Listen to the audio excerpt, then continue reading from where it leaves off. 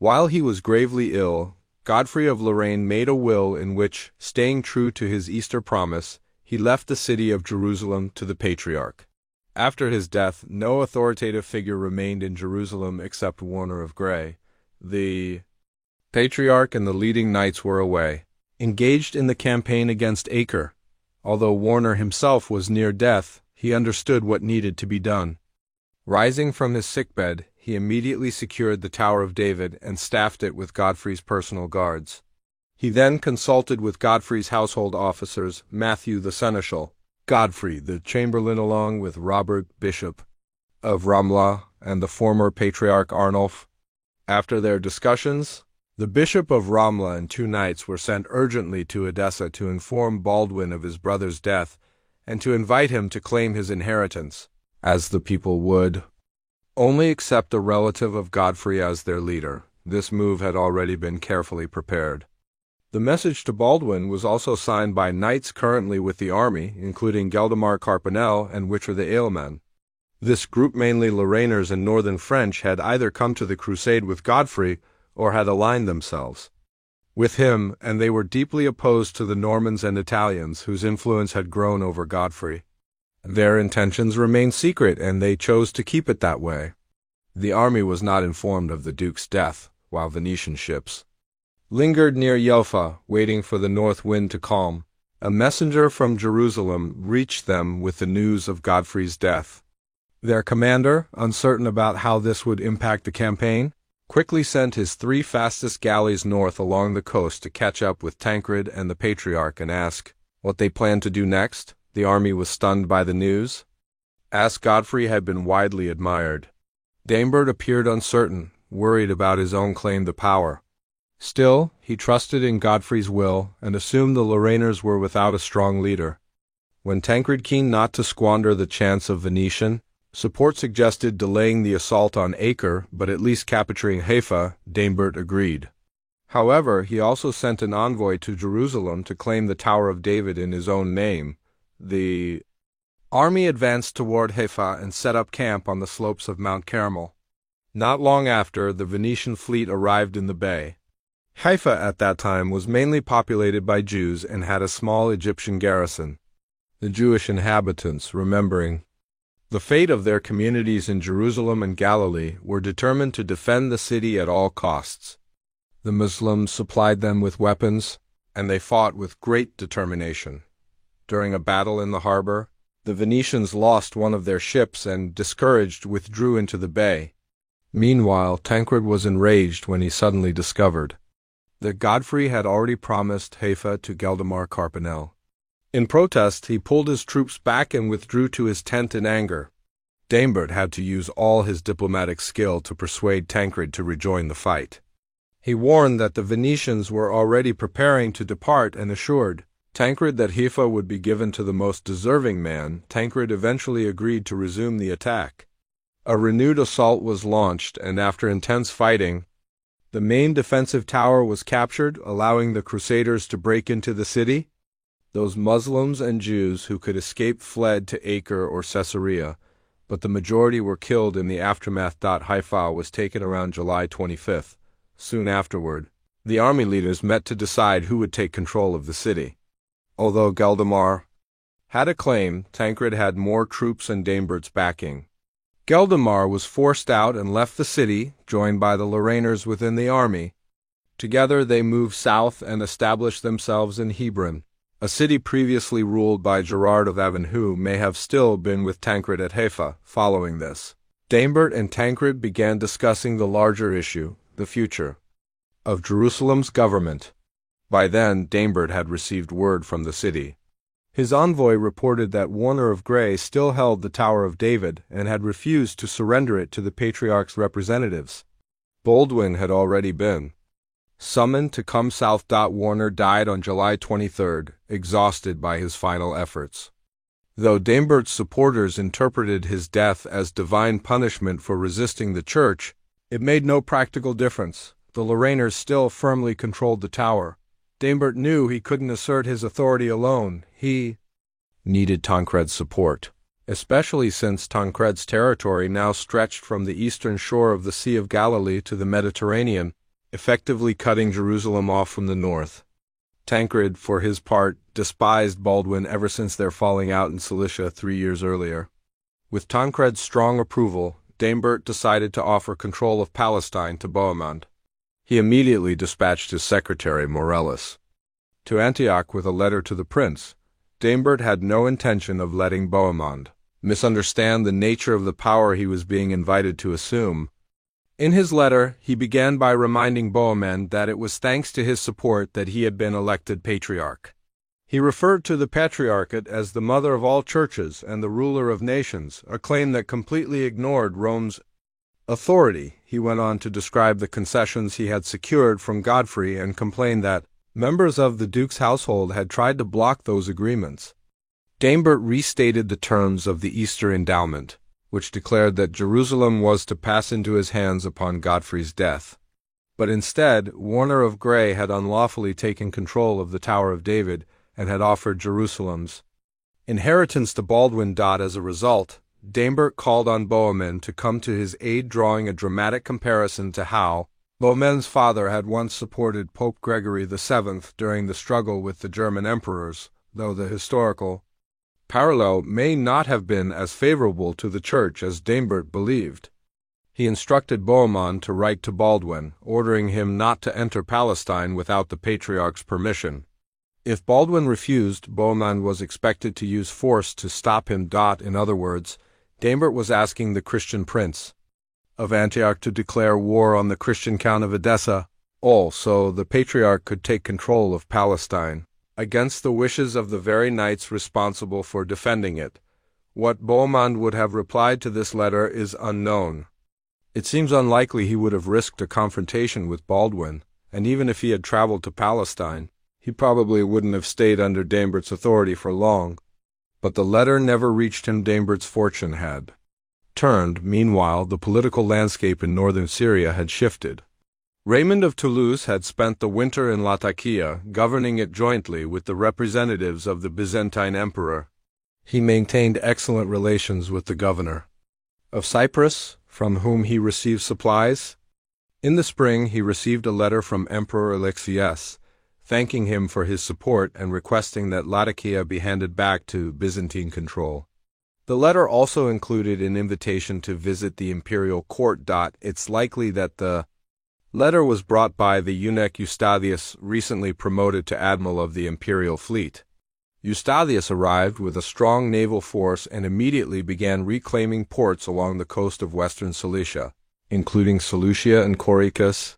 He then expanded his reach deeper into Bohemond's territory, capturing Tarsus, Adana, and Mamistra. Raymond accepted the emperor's invitation and set sail for Constantinople at the beginning of June. On the way, he encountered the Venetian fleet near Cyprus, which was en route to Jaffa. Raymond reached the imperial capital around the end of the month.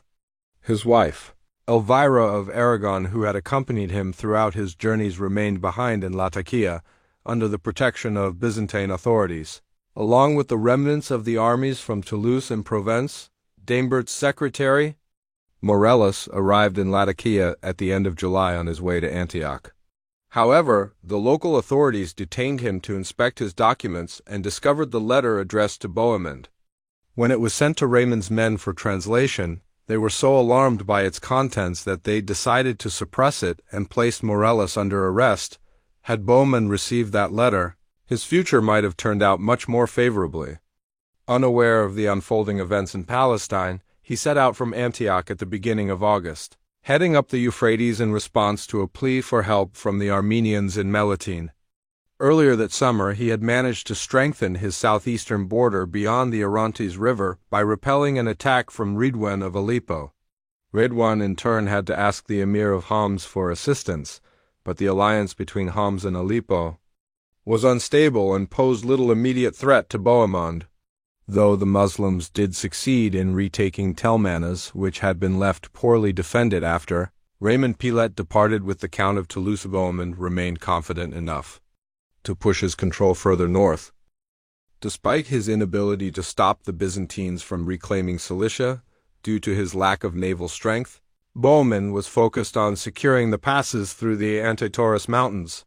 These routes would likely be used by any Byzantine force attempting to strike Antioch directly. So, when Gabriel of Melitene, fearing an attack by Malik Gazi Gemukstekin, the Danishmend emir of Sebastia, called for help, Bohemond was eager to respond. For 3 consecutive summers, the Danishmend emir had been raiding Gabriel's lands, and now it seemed likely that he would attempt to take Melitene itself. Having seen what happened to his son-in-law Thoros of Edessa, Gabriel was reluctant to seek help from Baldwin, even though he was geographically closer. Bohemond, however, had always treated the Armenians with respect. Among his allies were Cyprian, the Armenian bishop of Antioch, and Gregory, bishop of Marash.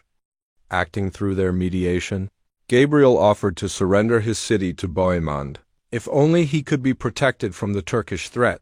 Before leaving Antioch to respond to the appeal from Melitene, Bohemond took a decisive step that would mark a permanent break with the Greeks and ultimately lead to the first irreversible schism between the Greek and Latin churches.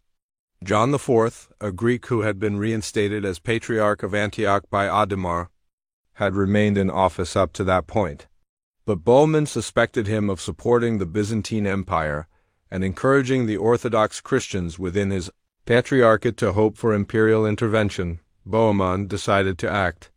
He expelled John from Antioch and appointed a Latin cleric in his place, Bernard of Valence. Formerly a chaplain of Adhemar and recently made Bishop of Arta, Bohemond had taken Bernard to Jerusalem to be consecrated. Later Latin historians, such as William of Tyre, tried to legitimize the Latin Patriarchate by claiming John had already resigned. In reality, John only resigned after arriving in Constantinople, where he made way for a Greek successor. He then retired to a monastery at Oxia, where he wrote a bitter treatise condemning Latin practices and oppression. His claim to the Patriarchate was taken up by a new Greek patriarch, elected by the clergy who had been exiled with him. From this point forward, there were 2 rival lines of patriarchs, Greek and Latin, each refusing to acknowledge the other. Thanks to Bohemond, the schism between the churches became permanent in Antioch. The Byzantine emperor now added to his goal of reclaiming the city the mission of restoring the Greek patriarch to his rightful place, with the threat of betrayal. Within Antioch removed, Bohemond departed for Melitene. Concerned about leaving the city poorly defended, he brought only a small force, his cousin Richard of Salerno, 300 knights, and some infantry. He was accompanied by the Armenian bishops of Antioch and Marash, and some of his knights may have been Armenian as well, confident in his ability to defeat the Turks with even a small army. Bohemond marched carelessly into the mountains separating Melitene from the Aksu Valley. But the Danishmend emir, Malik Gazi Gemukstekin, was waiting in ambush. He launched a surprise attack. The Franks were caught off guard and quickly surrounded. After a brief but fierce battle, their force was completely destroyed. The Armenian bishops were killed, and Bohemond's feared across the Muslim world was captured and carried off into a humiliating captivity. It was Baldwin who ultimately saved northern Syria for Christendom. When Bohemond realized he had been captured, he cut off a lock of his yellow hair and gave it to a soldier, who managed to slip through the surrounding Turkish forces and make his way to Edessa. Showing the hair as proof of his identity, the messenger delivered Bohemond's urgent plea. He begged to be rescued before the Turks could carry him deep into Anatolia, but Baldwin was more focused on the stability and safety of the Crusader states than on rescuing his old friend and sometime rival. He quickly set out with a small force of only 140 knights. Despite the size of his army, his scouting was excellent, and word of his advance spread rapidly, exaggerating his numbers and striking fear into the enemy. The day after his victory, Malik Gazi Gemukstekin had marched to the walls of Melitene to display the severed heads of the Frankish and Armenian soldiers he had slain. But when he heard that Baldwin was approaching, he chose to retreat with his spoils and captives back into his own territory. Baldwin pursued him into the mountains, but was cautious not to venture too far into unfamiliar land where an ambush was likely. He also didn't trust the local population.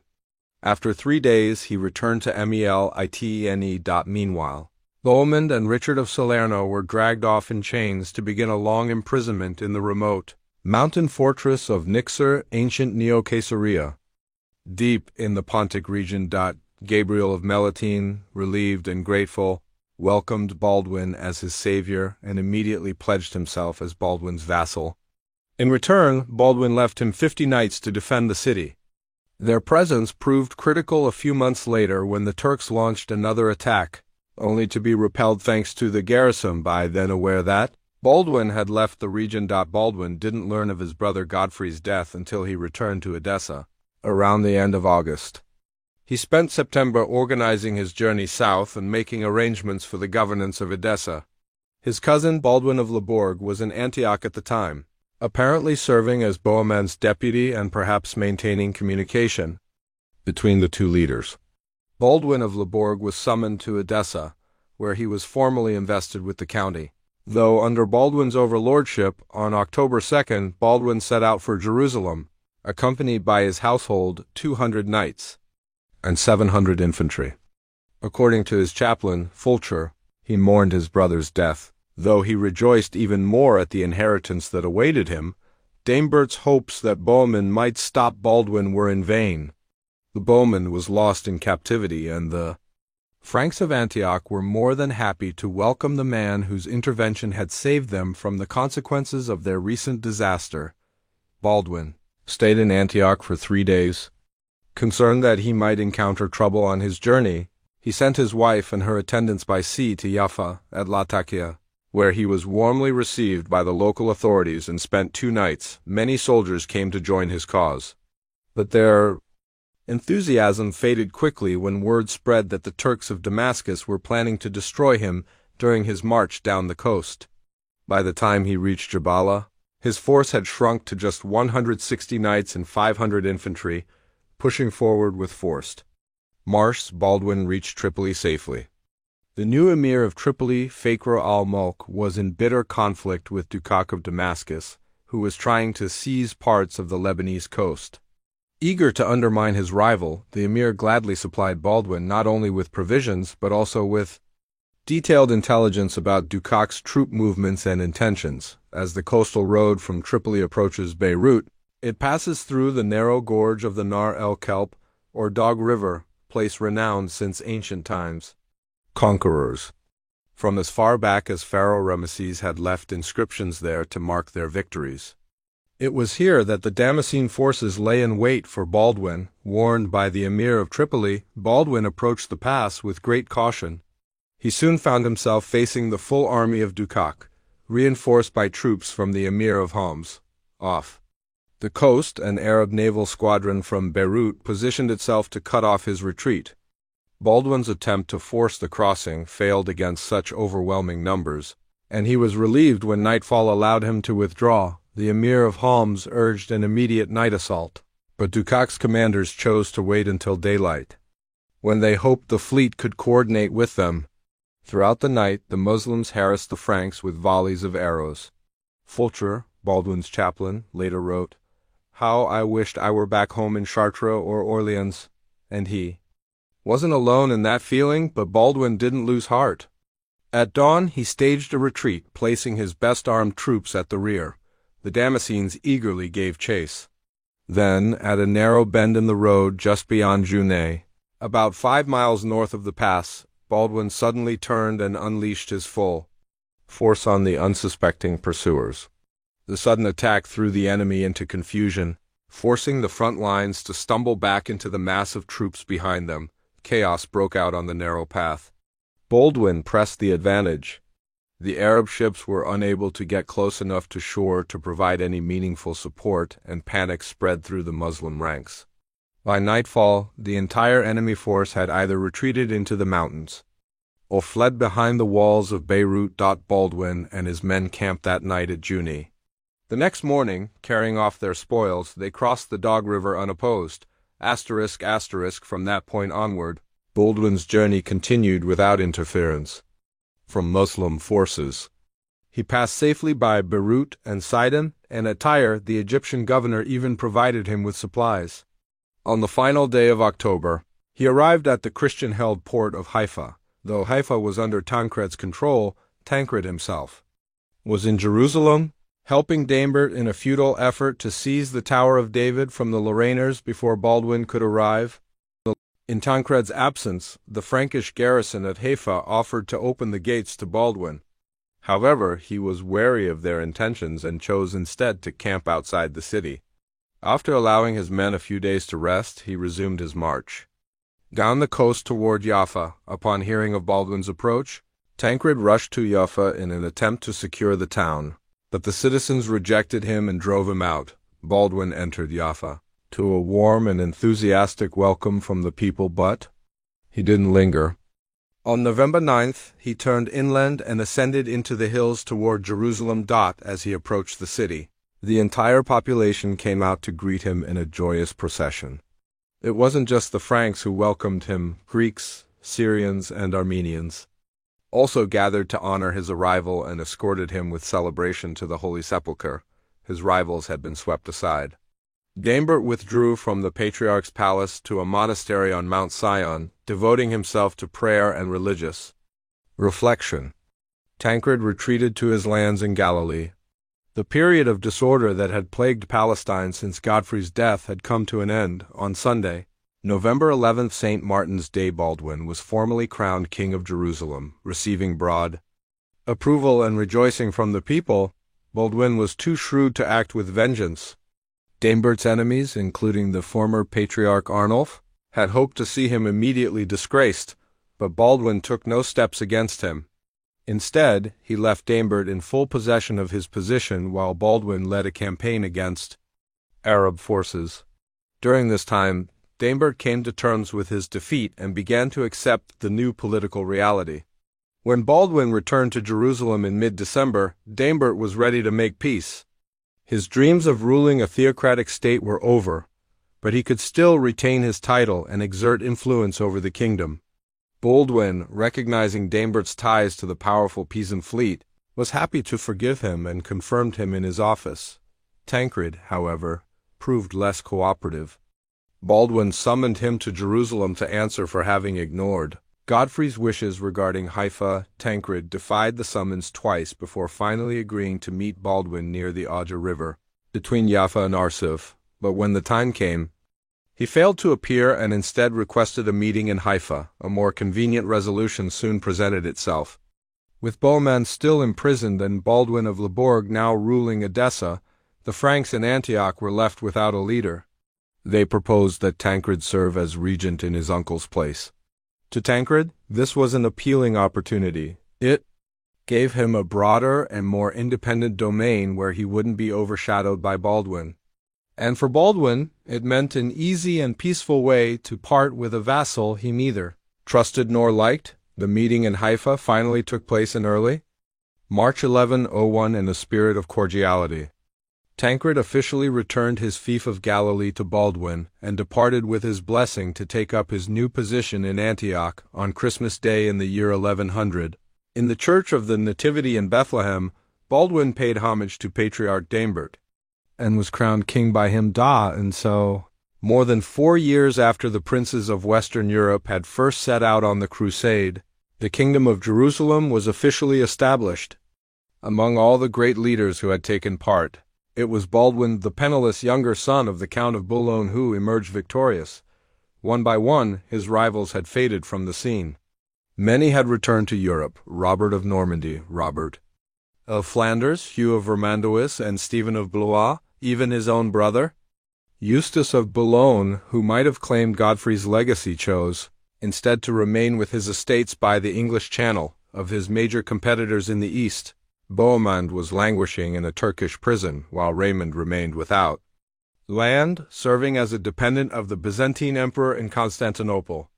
But Baldwin had waited patiently, seized his chances wisely, and proved himself the most capable, the most patient, and the most strategic among them all. He had earned his crown, and the years ahead would prove that he was worthy of it. His coronation marked a triumphant and hopeful conclusion to the story of the First Crusade. The events of the First Crusade are recorded almost entirely by sources that were written during or shortly after the time in which they occurred. While footnotes often explore details from minor or secondary works, It's important to critically assess the major primary sources we rely on, especially since they don't always agree with one another. The most significant Greek source is the Alexiad by Anna Komnene, a biography of Emperor Alexius I written by his daughter. Anna completed her work about 40 years after the Crusade, in her later years. Her memory may not always have been precise, especially with regard to chronology, and her perspective was shaped by the political and personal realities of a later time. Anna was deeply devoted to her father and aimed to portray him as consistently wise, moral, and compassionate. As a result, she tended to leave out anything that might reflect poorly on him or his allies. She's also notably biased in her treatment of events that occurred outside the Byzantine Empire. For example, her depiction of Pope Gregory VII is colored by strong personal prejudice. Still, modern historians have sometimes dismissed her too hastily. Anna was a highly intelligent and well-educated woman who approached her historical work with sincerity. She tried to fact-check her material and had intended for a long time to write about her father's life. Much of her research likely came from first-hand access to imperial records while Alexius was still alive, where she draws from trustworthy sources such as her account of the Crusaders' journey across Anatolia, which appears to be based on the reports of the General Tadeusz. She generally restrains her bias, though she omits certain facts. There's no solid evidence that she deliberately fabricated events within the empire or at Constantinople. She enjoyed close access to the central figures of the time and was well informed about the affairs she describes. Once her biases are taken into account, Anna Komnene's testimony remains the most reliable source for events involving Byzantium. During the First Crusade, other Greek writers such as Xenaras and Glycas, and a short anonymous text known as the Synopsis Sathas contribute very little to our understanding of the Crusade. No official Byzantine records from the time have survived, except for some letters supposedly written by Alexius to Western rulers and church leaders. These letters only exist in Latin translation, and the translations themselves are not trustworthy. Few additional insights come from the letters of Theophylact, Archbishop of Bulgaria, although these have not yet been fully edited or studied in detail. ****. The Latin sources are more numerous than the Greek ones and provide the majority of our information about the First Crusade. Raymond of Aguilers, also known as Raymond of Awilhi, from the Haute-Loire region in France, joined the crusade alongside Adhemar of Lapuy and later became chaplain to Count Raymond of Toulouse. He began writing his chronicle, The History of the Franks Who Took Jerusalem, during the siege of Antioch and completed it by the end of 1099. His account focuses on Count Raymond's campaign, and although he was a loyal supporter of the southern French contingent, he didn't shy away from criticizing his leader. He expressed disapproval over Raymond's hesitation to move forward from Antioch and was not supportive of the Count's favorable stance toward the Byzantines. In fact, he only refers to the Greeks once without hostility, **** Raymond's involvement in the episode of the Holy Lance has led some to question his credibility, but within the scope of his account, he appears honest and well-informed. His work quickly gained popularity and widespread circulation, and although some early manuscripts contain later editions, it was never formally revised. Fulcher of Chartres attended the Council of Clermont and later traveled to the east with his lord Stephen of Blois in June 1101. He became chaplain to Baldwin of Boulogne and remained in his service thereafter. His chronicle, The Deeds of the Franks Who Journeyed to Jerusalem, was written in 3 parts in 1101, 1106, and between 1124 and 1127. Fulcher was the best educated of the Latin chroniclers and also the most dependable. Though loyal to Baldwin, he maintained a notably balanced and objective perspective. It's only in the final part of his chronicle that he expresses any hostility toward the Byzantines. Generally, his views on Eastern Christians were fair and respectful. His account served as a key source for many later writers. Bardolph of Nangus, likely writing from Syria, published an edition of the earlier parts of Fulcher's work around 1108, adding mostly geographic details. A summary of the later sections is attributed to Lysiard of Tours, ****. Fulcher's full chronicle became a major source for other historians of the Crusade. including William of Malmesbury, Richard of Poitiers, and Sickert of Cremona, all of whom relied heavily on his narrative. The most widely read account of the Crusade from that time was an anonymous work known as the Gesta Francorum et Aliorum Hierosolymitanorum, the deeds of the Franks and the other pilgrims to Jerusalem. It was probably written as a diary by one of Bohemond's followers, who later continued on to Jerusalem under Tancred's command. The chronicle ends with the Battle of Ashkelon in 1099 and was first circulated in 1100 or early 1101. We know that Eckhard read it in Jerusalem that same year.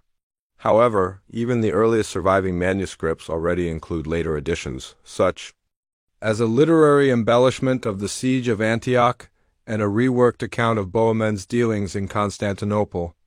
That particular passage was likely added around 1105 and was inspired directly by Bohemond. There is also a section lifted from Raymond of Aguilar's work. The author was a simple soldier honest by his own standards, though somewhat gullible and biased, especially in his admiration for Bohemond. The Gesta became popular largely due to Bohemond himself, who treated it as a defense of his reputation and actively promoted it during his tour of northern France in 1106. Not long afterward, the Gesta was reissued almost verbatim by a priest from Poitou who had also participated in the Crusade. His version, titled The Journey to Jerusalem, included a few additional personal anecdotes. Around 1130, a monk from Monte Cassino produced a compilation called The History of the Holy War, which was based largely on the Gesta but also drew material from Radulf of Caen, an unknown lost source, and local legends.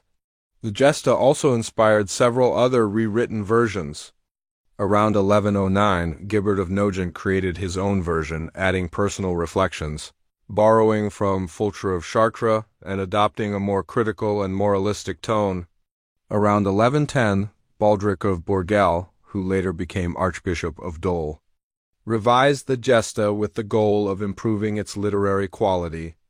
Then, around 1122, Robert of Rheims published the Historia Hierosolymitina, a more romantic and popular retelling. The Gesta also influenced a number of smaller works, such as the brief anonymous tract The Expedition Against the Turks, as well as the sections on the Crusades found in the chronicles of Hugh of Fleury and Henry of Huntingdon. Three other notable chroniclers who wrote about the First Crusade had not taken part in it themselves.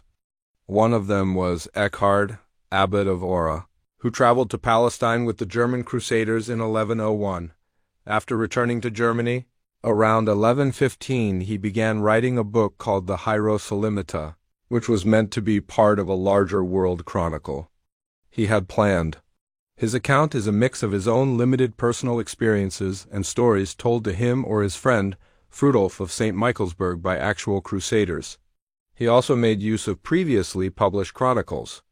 Although he often named his sources, Eckhard was rather credulous and didn't always question what he was told. Radulf of Caen arrived in Syria in 1108. Before that, he had served under Bohemond during the campaign in Epirus in 1107 and later became associated with Tancred. After Tancred's death around 1113, Radulf wrote the deeds of Tancred, king of Sicily, in the Jerusalem expedition. The work survives in only one manuscript and was never completed. Radulf wrote in a style that reflects more pretension than knowledge. Although he includes a few unique details about Tancred, much of his material comes from earlier published sources, yet there's no clear evidence that he had read the Gesta Francorum. The most comprehensive contemporary narrative of the First Crusade comes from Albert of Aix, Aachen, whose work The Christian Expedition for the Rescue, Purification, and Restoration of the Church of Jerusalem was written around 1130. Virtually nothing is known about Albert personally, except that he never visited the Holy Land until the 19th century. His chronicle was considered the most reliable account of the Crusade trusted by historians like Gibbon. But after harsh criticism from scholars such as von Sibbel, his reputation suffered more than it probably should have. Albert's work is a patchwork of legends and eyewitness stories, compiled with little sense of critical evaluation and without citing his sources. His portrayal of Peter the Hermit's early life is clearly inaccurate. but the narrative of Peter's expedition likely comes from someone who participated in it. Practical details, like the travel times between different points, appear credible. For the account of Godfrey's journey to Constantinople and the march through Anatolia, Albert almost certainly relied on a first-hand report from a soldier in Godfrey's army. It's likely that Albert had long been recording information from returning crusaders and pilgrims before assembling his book. While the legendary material is fairly easy to spot, his description of the actual events of the crusade deserves to be taken seriously. Lastly, William of Tyre, considered the greatest historian of the Crusader era, wrote his massive History of Deeds Done Beyond the Sea about 70 years after the First Crusade. For the events up to the establishment of the Crusader states in Palestine, William leaned heavily on Albert of Aix's work. However, after the conquest of Jerusalem, he also used records and oral traditions preserved in the Latin Kingdom of Jerusalem. While his chronicle becomes a valuable source only after Baldwin's rise to power, a more thorough analysis of William's contributions is planned for a later volume. Another perspective on the Crusade comes from the Genoese chronicler Caffaro, who authored the Annals of Genoa, covering the years 1100 to 1163, as well as a work titled Deliberation Civitatem Orientis, written in 1155. This latter text was discovered a century later among old papers and may have been slightly edited before being published. Caffaro came from a Genoese family that arrived in Palestine in 1100. Although his writing reflects a strong sense of Genoese pride, it is measured and generally reliable. Chroniclers in Western Europe at the time also recorded events of the First Crusade, but they mostly relied on the main sources already discussed. One exception is the Chronicle of Zimmern, which offers some unique insights about the German Crusaders. The Crusade also inspired a wave of epic poetry in Latin, Old French, Langue d'Oil, and Occitan Languedoc. While these works are more significant for their literary and cultural value than for factual accuracy, a few are worth noting. The Latin poets Geoffrey the Lombard, Joseph of Exeter, and Gunther of Basel provide no real historical value. However, the Provençal chanson d'Anchi, traditionally attributed to Gregory Bacada, is more promising and deserves further study. In the Old French tradition, there is another chanson d'Anchi by Grainder of Douai, which draws partly from Robert the Monk and partly from an earlier epic composed by Richard the Pilgrim. Richard, who appears to have joined the crusade with Robert of Flanders' army, was a simple and not especially learned man, but he had his own distinct outlook. For instance, while he regrets that the Crusaders did not capture Constantinople, he speaks favorably of Tadeusius, the Byzantine general. There is also a related poem by Guilon, with additions by someone named Fulcher, based on the same narrative tradition. Another later work, the Spanish Gran Conquista de Ultramar, draws from Bacada, Grainder, and William of Tyre. Finally, the legendary cycle centered on Godfrey of Lorraine, such as the tale of the Knight of the Swan, Chevalier au Cygne, contains only mythical stories and no historical value. **** Surviving letters from the time of the Crusade are rare, but those that remain are extremely valuable. Among them are a few letters to and from Popes Urban II and Paschal II, 2 appeals from clergy in the East, and 2 official dispatches from the Crusade leaders, which, while interesting, are not entirely free of bias. Most important, however, are letters from 2 leading Crusaders, Stephen of Blois and Anselm, Bishop of Ribamont. Stephen wrote 3 letters to his wife during the campaign. The first, sent from Constantinople, is lost. The second came from the Crusader camp near Nicaea, and the third from Antioch. Though Stephen was seen as a somewhat weak figure, he wrote with honesty and enthusiasm, and his letters offer a rare, deeply personal glimpse into the Crusade experience. Anselm's 2 letters, both written from Antioch and addressed to his superior Manasses, Archbishop of Reims, are more formal but still provide valuable details about the Crusader campaign, even if they lack Stephen's human touch. In addition to these, a small number of papal decrees regulating the Crusade and charters establishing the Latin Kingdom of Jerusalem have survived. These documents are, by nature, extremely important. Likewise, the archives of Genoa and Venice become increasingly significant as these maritime republics began to take a more active interest in Crusader affairs in the East. Although Arabic sources are numerous and highly valuable for studying the later Crusades, they offer limited insight into the First Crusade. No official documents or charters from the time have survived. The large encyclopedias and geographical works that were popular in the Islamic world largely overlook this period with one exception, the writings of Arab chroniclers who lived during the First Crusade survive only in small fragments, preserved as quotations in later works. As a result, there are only three main sources of real value.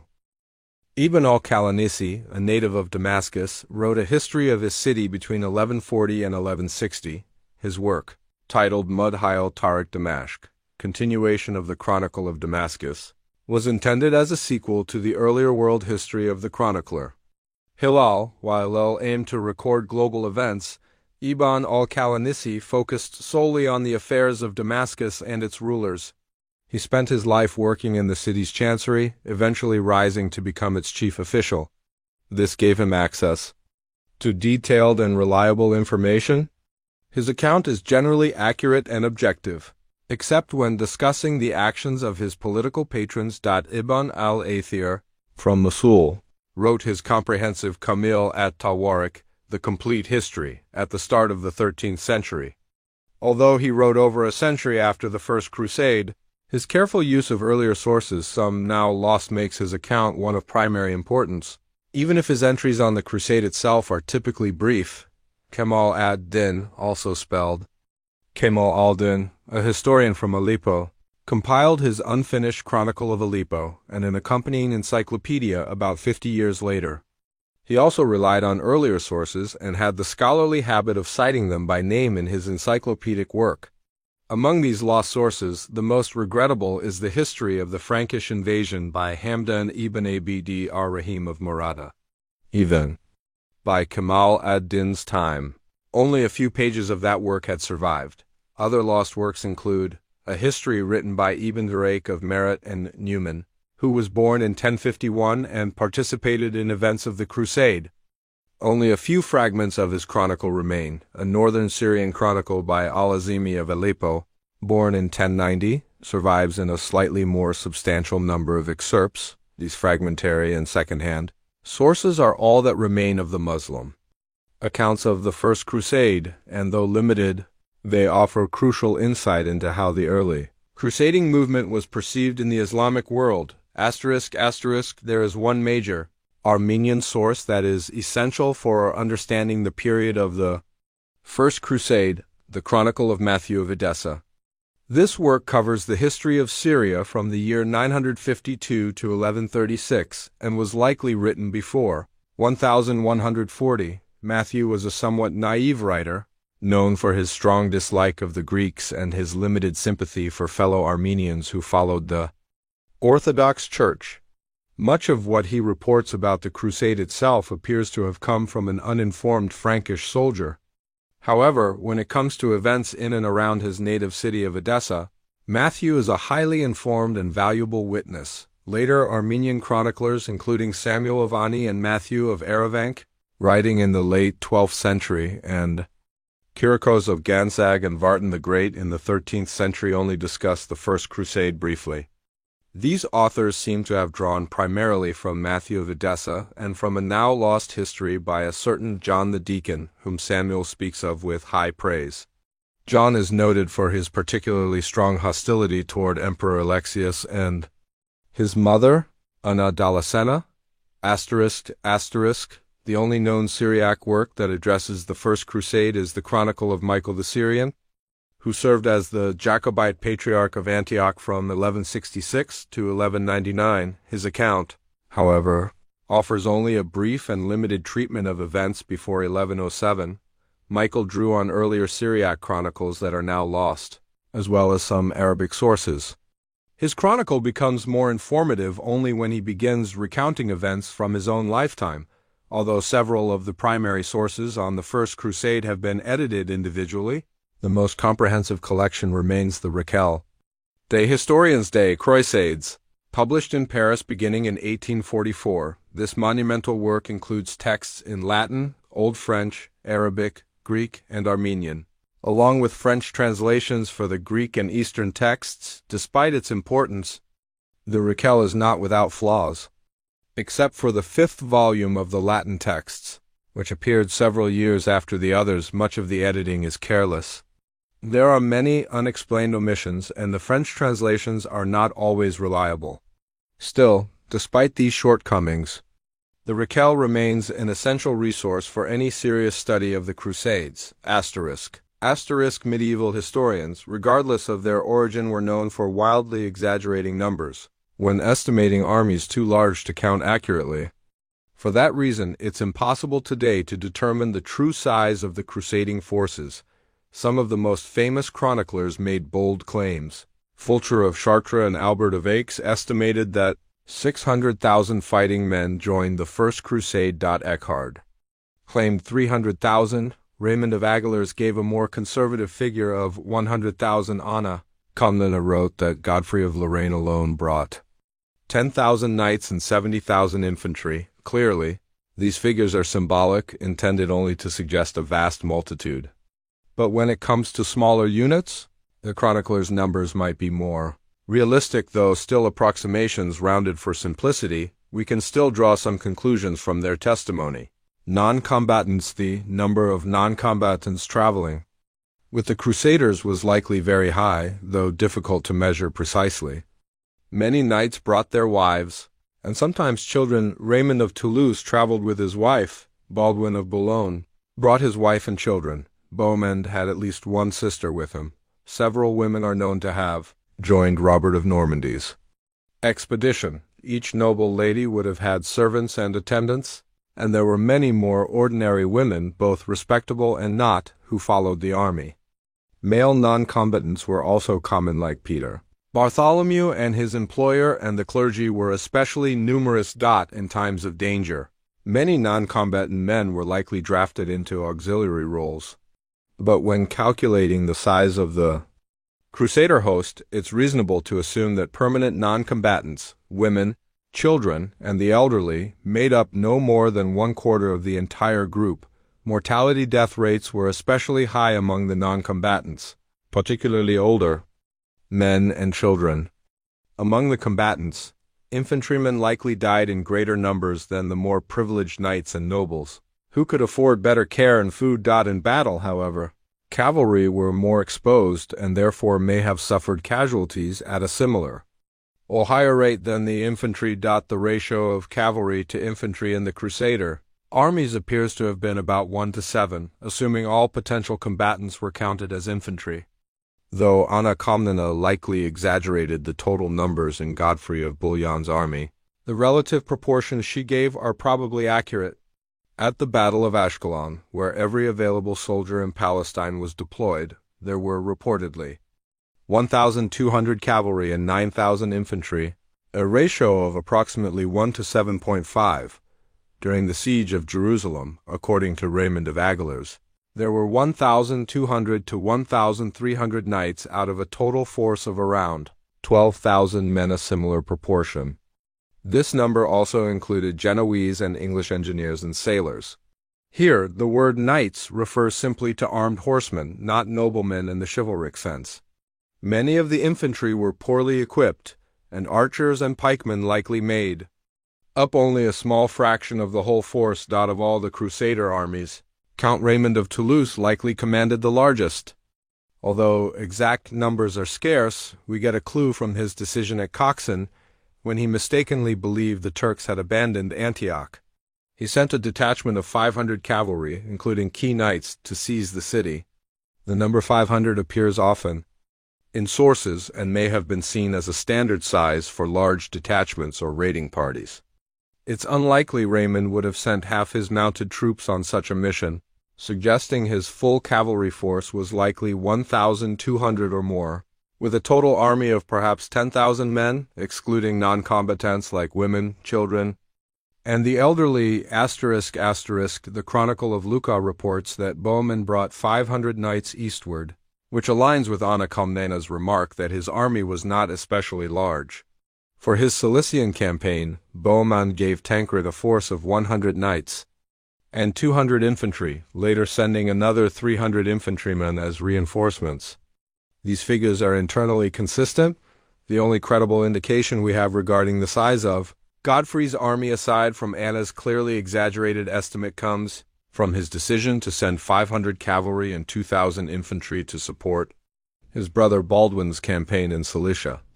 It seems highly unlikely that Godfrey would have given up more than half of his cavalry, even though the detachment was expected to rejoin him before he reached Antioch. One could speculate that Raymond's financial offer at Rugia was based on paying 10 sous per cavalryman. If we also assume Anna's figures should be reduced by a factor of 10, then Godfrey likely had about 1,000 cavalry and 7,000 infantry when he arrived at Constantinople. He must have suffered significant losses by the time of the Rugia meeting, not counting the men who had departed with Baldwin to Edessa. However, his forces had been reinforced by survivors from Peter the Hermit's ill-fated expedition and the failed German crusades, along with some of Ganymer's marines who, given that their leader was from Boulogne, would naturally align themselves with Godfrey and his brothers. At Rugia, Robert of Normandy was considered equal in rank and strength to Godfrey. If Godfrey had 1,000 cavalry, then Robert likely had a comparable force. A century later, the Duchy of Normandy was responsible for supplying its duke with just under 600 knights. For the crusade, Robert may have been able to gather a slightly larger cavalry force, perhaps around 650. He was also joined by additional troops from Brittany and across the English Channel, possibly adding another 100 to 150 horsemen. After Stephen of Blois and Hugh of Vermandois returned to Europe, Robert assumed command of the remnants of their forces. Stephen, though his domain was relatively small, was wealthy and could have contributed 250 to 300 cavalrymen. Hugh, probably, brought no more than 100.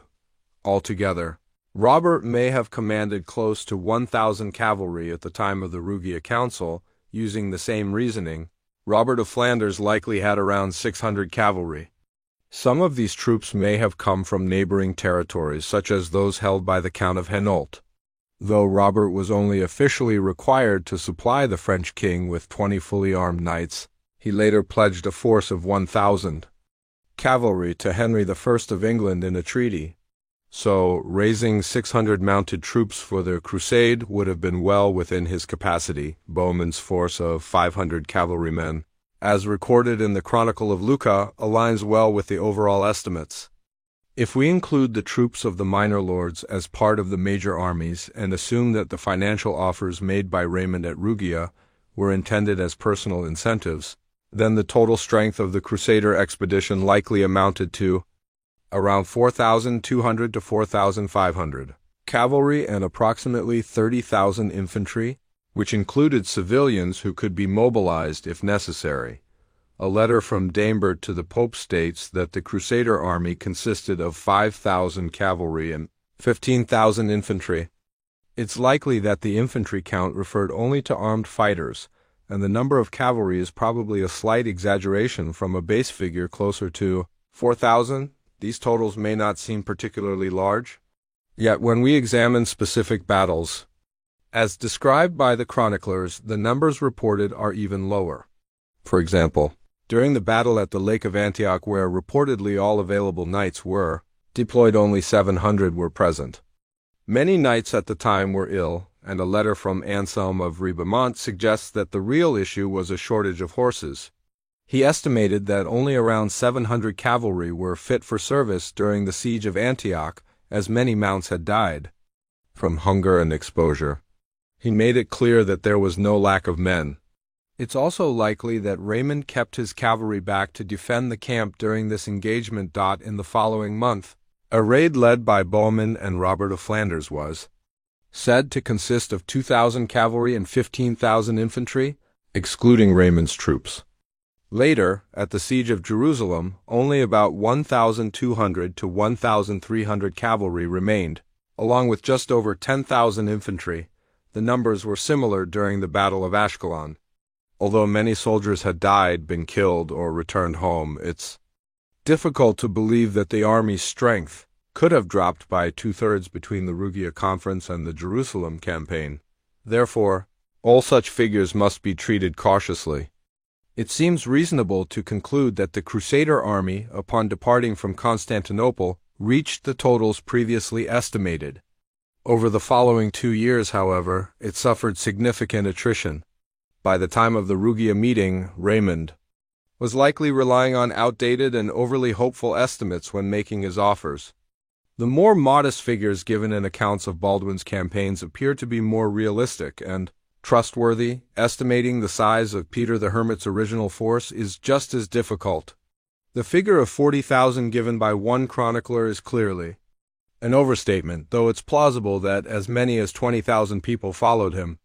The majority of these, however, were non-combatants. For comparison, it's worth noting that the entire Byzantine army during the 9th century is believed to have numbered around 120,000 soldiers. However, by the end of the 11th century, the empire's loss of its Anatolian territories had significantly reduced its military capacity. By that time, Emperor Alexius likely had about 70,000 troops at his disposal, though most of them were required to defend the empire's widely scattered frontiers. A substantial portion of the army was likely disbanded each winter to cut costs. It's unlikely that any Byzantine field army during this later period exceeded 20,000 soldiers, though those who were deployed were generally well-trained and well-equipped. Estimating the size of Muslim forces during this time is far more difficult. While Kerbogha's army is believed to have numbered around 30,000, there is no solid evidence to confirm this. His troops were, however, capable of enforcing a more effective siege on Antioch than the Crusaders had managed. The Egyptian force at Ashkelon was clearly larger than the Crusader army, but its actual numbers are unknown. As for the Turkish army, at Dorylaeum it was probably smaller than the Crusader force. The Turks typically relied on swift attacks and high mobility to offset their numerical disadvantage.